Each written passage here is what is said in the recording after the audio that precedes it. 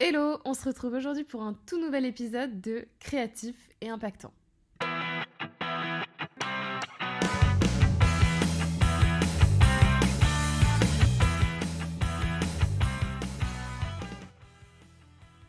Hola! Aujourd'hui, on se retrouve pour parler du teasing. Comment faire un bon teasing? En fait, ce qui m'a donné envie de faire cet épisode, c'est que je constate que plein de gens créent des produits, des formations, des masterclass, enfin de dingue, et amènent ça comme un cheveu sur la soupe sans qu'il y ait de réel hype derrière.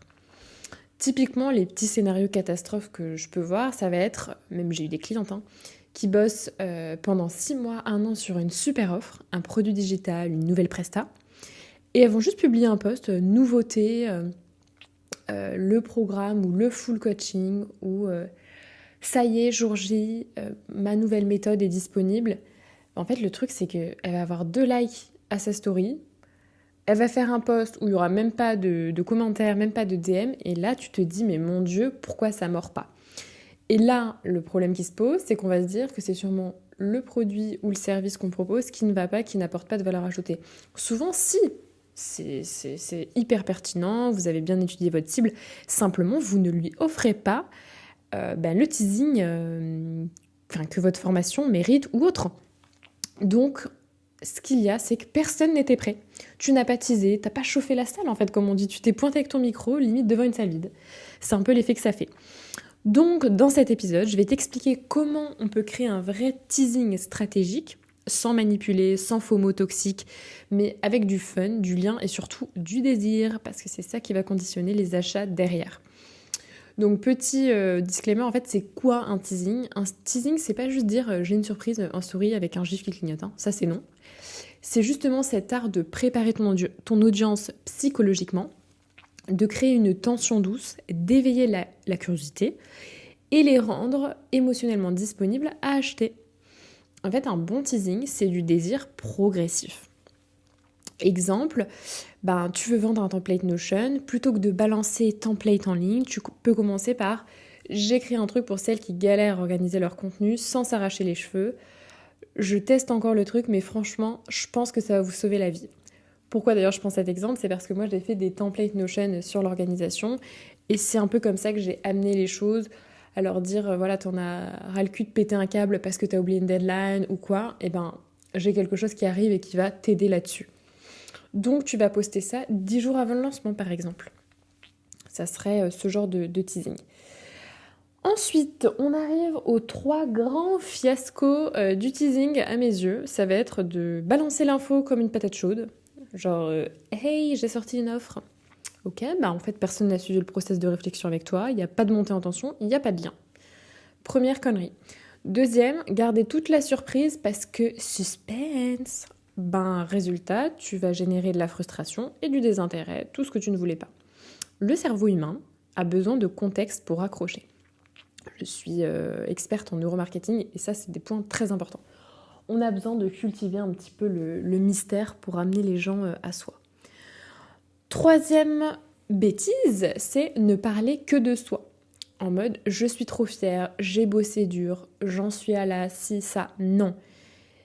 Qu'est-ce qui va changer dans la vie de ta cliente idéale? C'est ça qu'elle veut savoir en fait.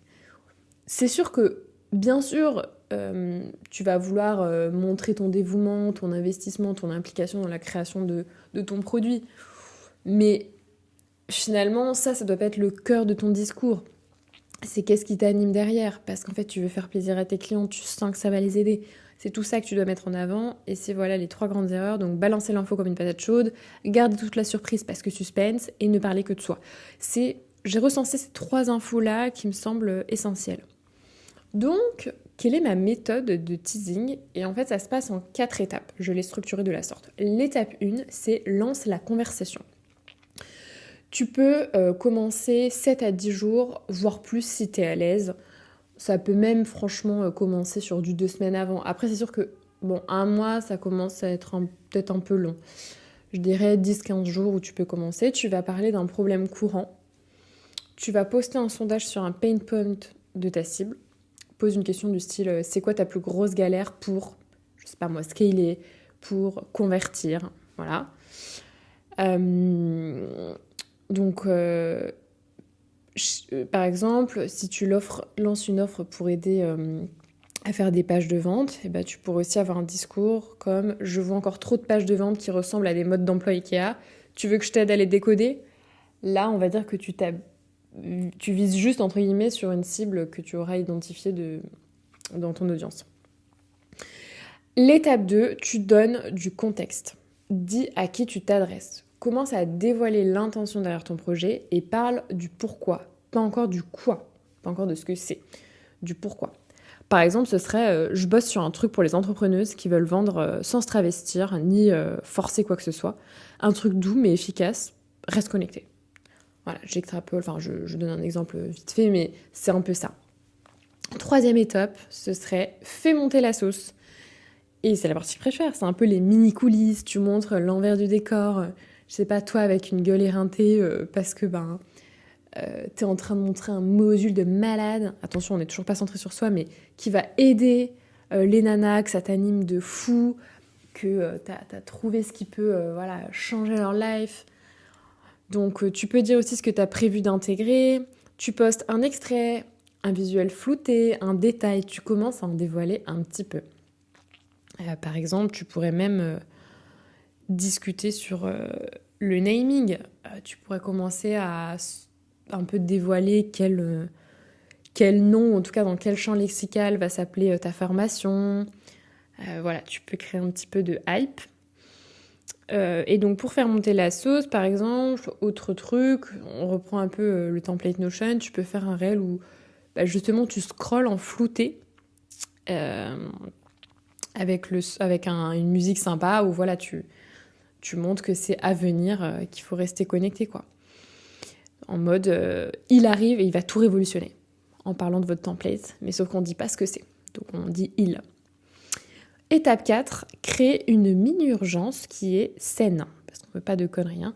Pas de fausse promo, mais une vraie raison de se bouger. Par exemple, je n'ouvre que 5 places, prix de lancement dispo 48 heures, dispo 72 heures, puis bye en gros. C'est ok de créer une tension quand elle est vraie. Voilà, moi je veux qu'on fasse attention à ça parce qu'il y a trop de gens qui usent des promos ou du biais d'urgence pour faire un peu n'importe quoi et que ce soit faux, mais voilà, essayez de créer une urgence saine.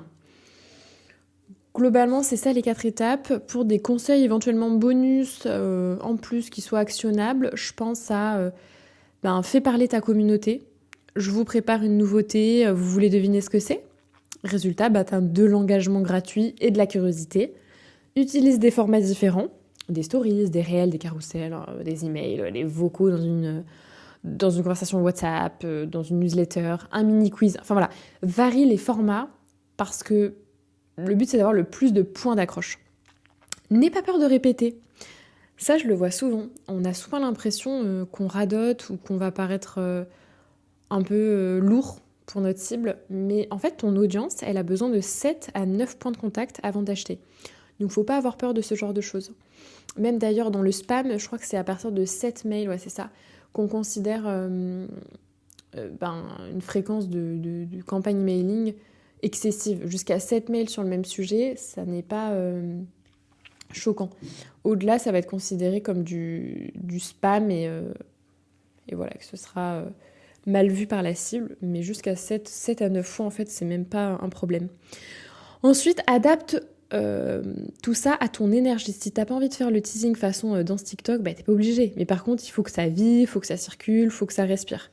Voilà, écoute, je pense que je t'ai donné tous les conseils auxquels j'ai pu penser. En fait, il faut vraiment que tu vois le teasing pas comme une manip un peu chelou ou chiante. Il faut vraiment que tu prennes du plaisir, parce que de toute façon, quand on prend du plaisir, on a de meilleures idées, ça se sent, les gens ont envie entre guillemets, de partager cette euphorie avec nous. Donc c'est simplement une stratégie humaine qui prépare ton audience au moment où tu dis « voilà ce que je vends ». Et quand tu as fait le taf en amont, tu n'as plus besoin de forcer, tu proposes et les gens viennent. Donc il faut juste que tu prévois dans ta com, pas simplement les réels, les posts d'annonces, mais toute cette partie teasing, ces mails que tu peux faire en amont, te garder un mois, tu vois, si tu lances une formation sur 6 mois, peut-être qu'il faut que tu prennes un mois en plus en considération pour préparer tous ces aspects-là de teasing. Et il vaut mieux différer un lancement un mois après, mais qui vendent bien en fait. Vous voulez que votre formation, elle fasse des ventes, c'est logique. Donc il vaut mieux prendre son temps, faire des choses quali. Je sais pas, inspirez-vous aussi des... Il y a quelques personnes quand même qui font des bons teasings. Donc reprenez un peu leurs idées, adaptez-les à votre sauce.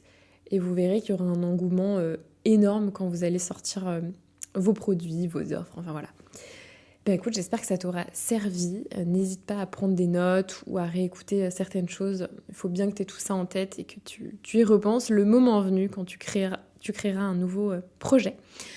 Donc ben écoute, je te laisse là et je te dis à la prochaine pour un nouvel épisode.